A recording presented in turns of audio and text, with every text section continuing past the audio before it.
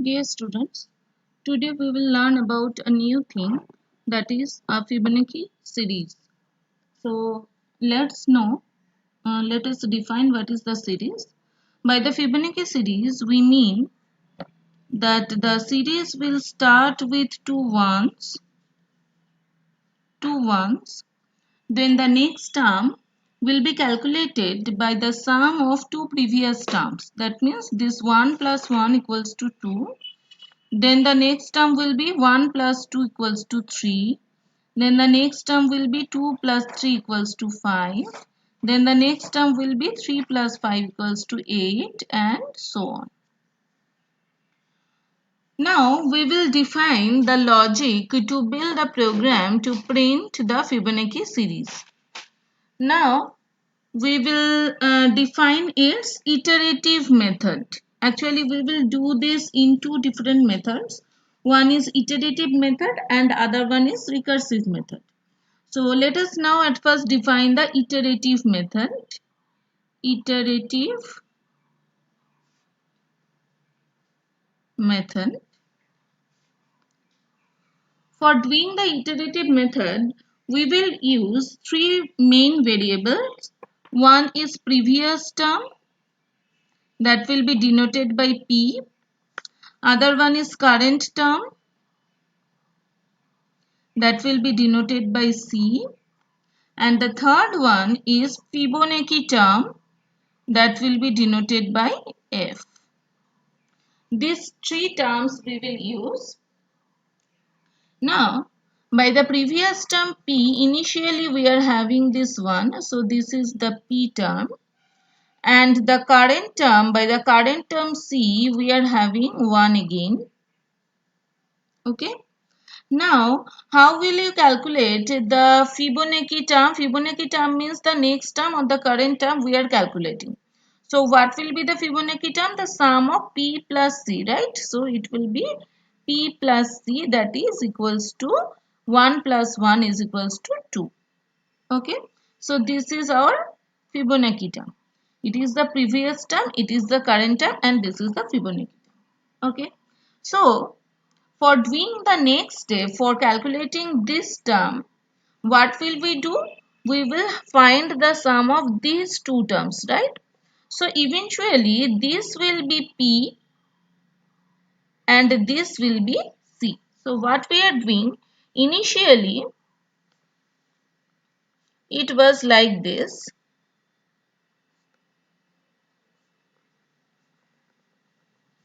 Initially it was P and it was C. By adding P and C we had F.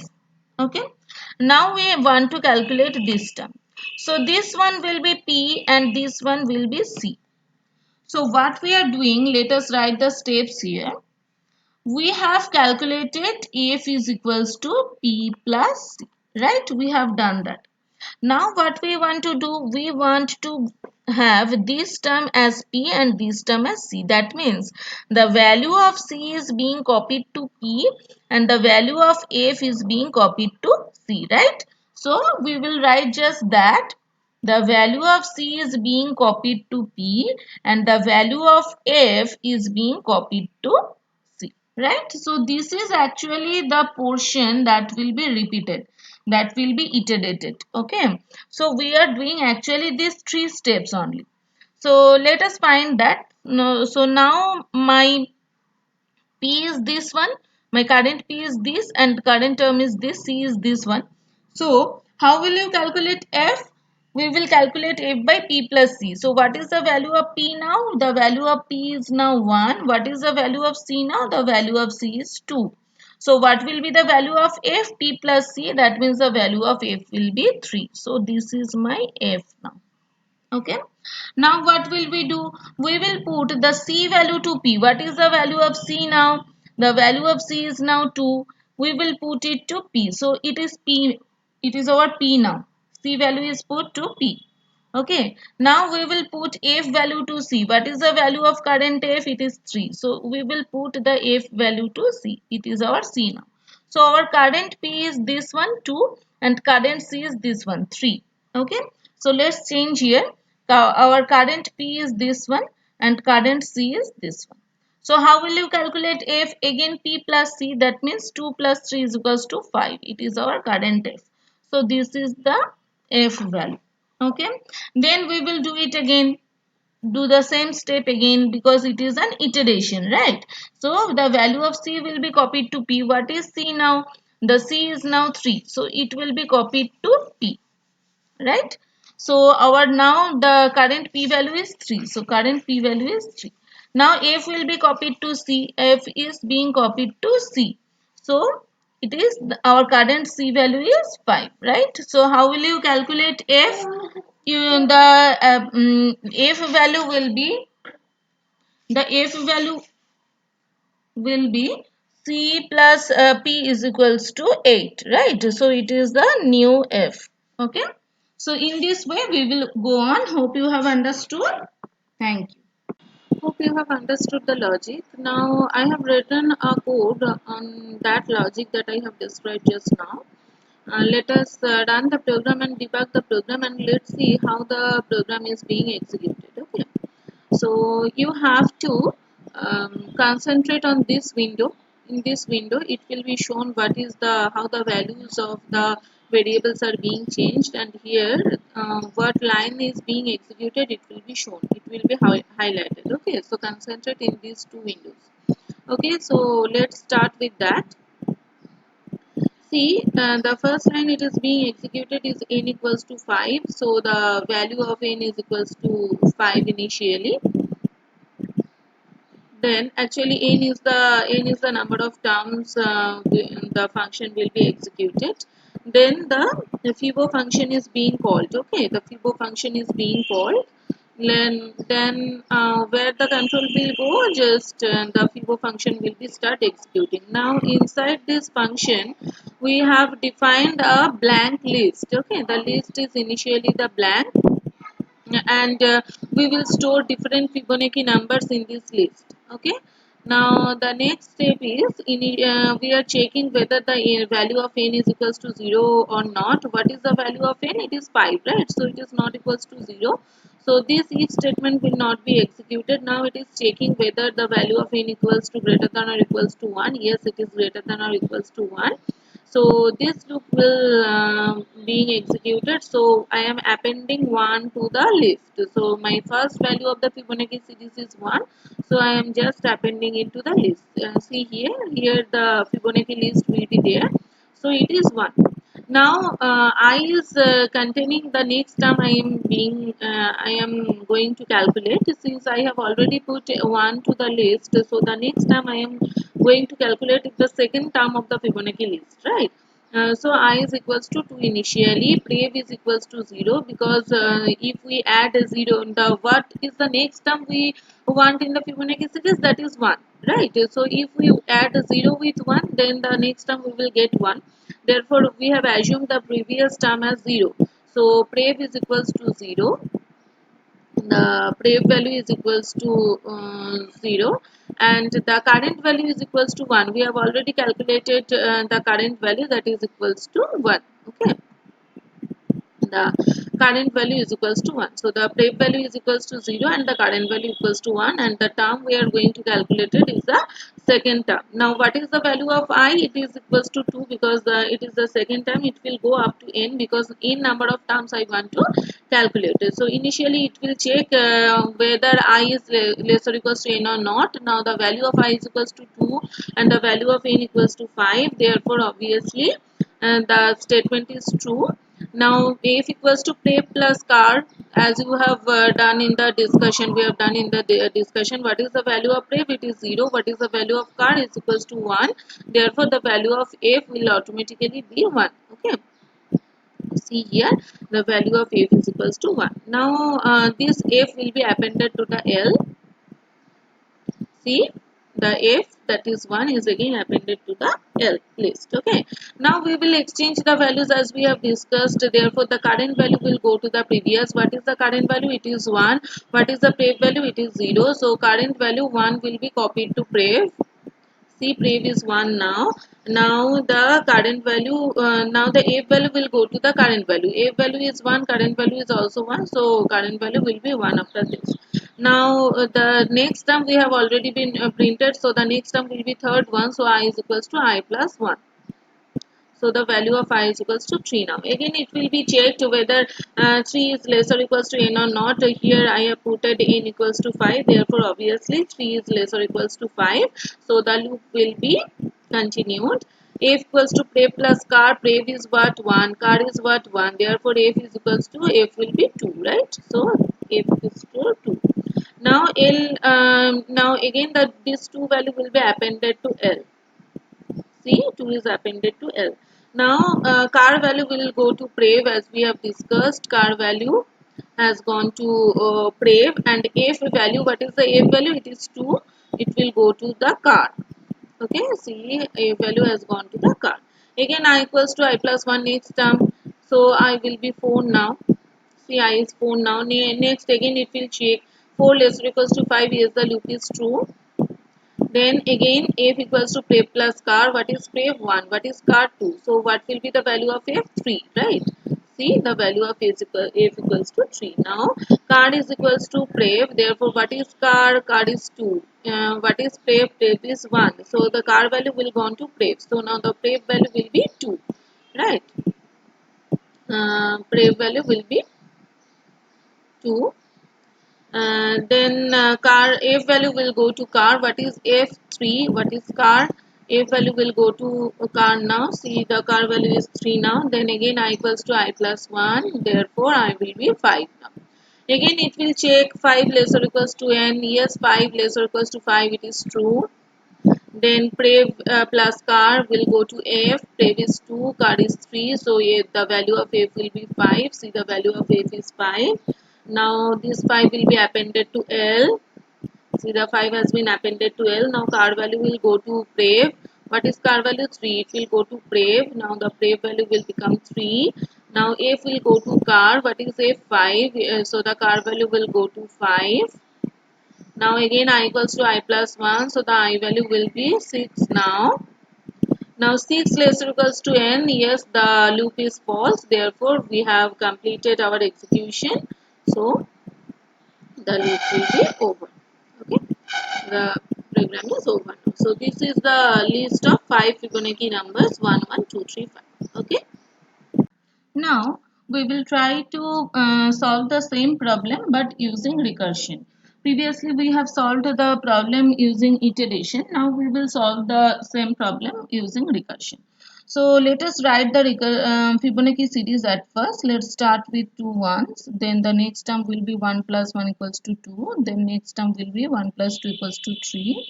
Next term 2 plus 3 equals to 5. Then next term 3 plus 5 equals to 8. Then next term 5 plus 8 equals to 13 and so on. Okay. So let us define Fibonacci 1. Let us define the the name of my function is Fibo. Okay. So when we are passing number of terms equals to 1, it is 1. Okay. So let us define another thing. We are giving nothing. We are passing 0, then it will be 0. Okay. Now, what is the definition of our next Fibonacci term? All of you know, we have learned during the previous method that Fibonacci n, let us say we are trying to define Fibonacci n, then a particular any particular, you take any particular number that it may be the nth term, then the nth term is equals to sum of n minus 1th term and n minus 2th term, right? If it is the nth term, say it is the fourth term. Okay, the fourth term means by definition the fourth term is sum of third term and sum of second term, right? That means if n equals to 4, then it is the sum of n minus 1th term and n minus 2th term. So let us check Fibo n equals to Fibo n minus 1th term, n minus 1th term and sum of Fibo n minus 2th term. Okay. So we have defined two terms. Fibo 0 we know it is 0. Fibo 1 we know it is 1. Now let us try to define the second term. That means when n equals to 2. So when n equals to 2, by definition we are getting Fibo 2 is equals to Fibo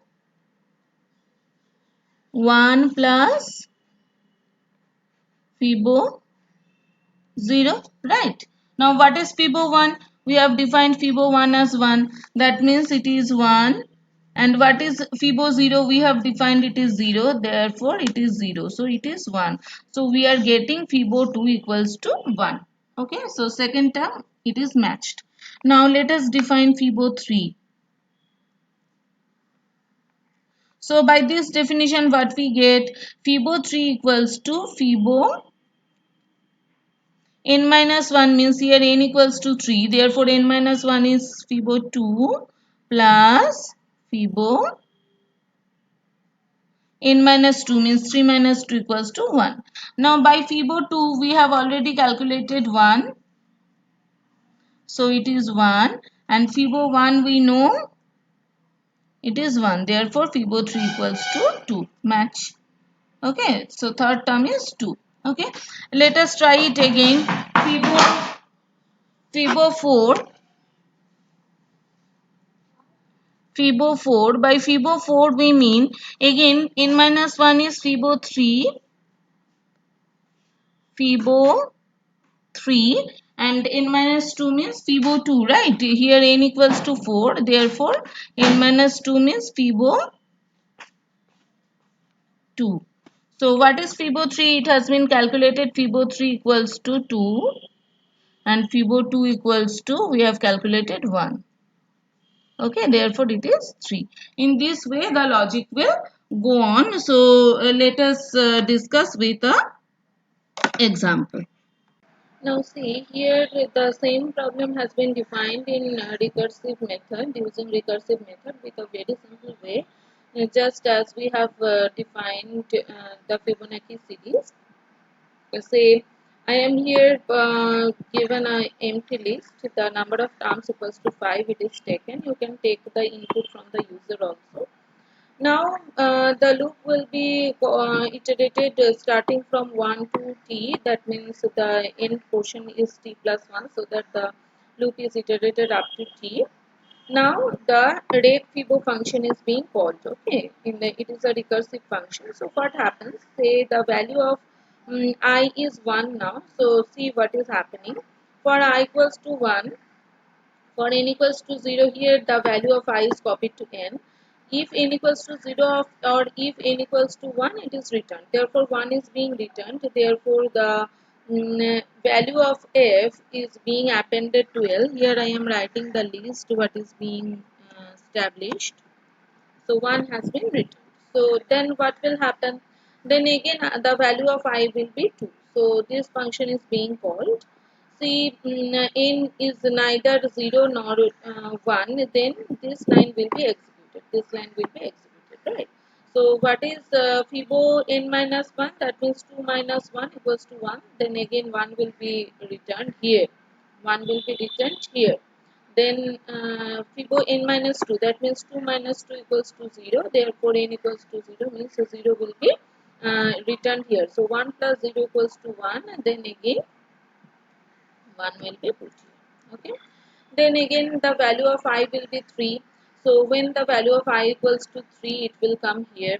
So now n is equals to 3. So neither this or this is true. Therefore this line will be called. So 3 minus 1, that means Fibo 2. Fibo 2 means we have already calculated the same the thing will be executed here. That means Fibo 2 means the Fibo 1 plus Fibo 0 will be executed and 1 will be returned here. Then again Fibo 3 minus 2, that means Fibo 1. What is Fibo 1? That is 1. So that means 1 plus 1 is equals to 2 will be get. Okay. Then again the value 4 will be passed, so it is 4 here, n equals to 4. So here Fibo 4 minus 1, that means Fibo 3 will be calculated, and the same thing will be repeated here as we have gone up to this. The whole thing will be repeated here, and we will get Fibo 3 as 2. Okay. Then 4 minus 2 equals to 2. Again the same thing for Fibo 2 will be executed here, and we will get 1. So 2 plus 1 equals to 3 we will get. Then Again, Fibo 5 will be n equals to 5, will in the value of n will be 5. Then here Fibo 4 will be executed. Then as we have got Fibo 4 equals to 3, we will get. Then Fibo 5 minus 2 equals to 3. Fibo 3 as we have executed. Fibo 3 we will get 2. So 3 plus 2 plus 2 5 we will get. In this way, this will give you an answer. It will give you the answer. See, the logic is very simple. As we have defined the definition, as we have the definition of the Fibonacci series, if n equals to 0 or 1, we are returning n. Otherwise, just write the definition. F equals to, that means the next term equals to rake fibo n minus 1 plus rake fibo n minus 2, then we are returning f, as simple as that. So let's check the output. See, this is the output. Okay.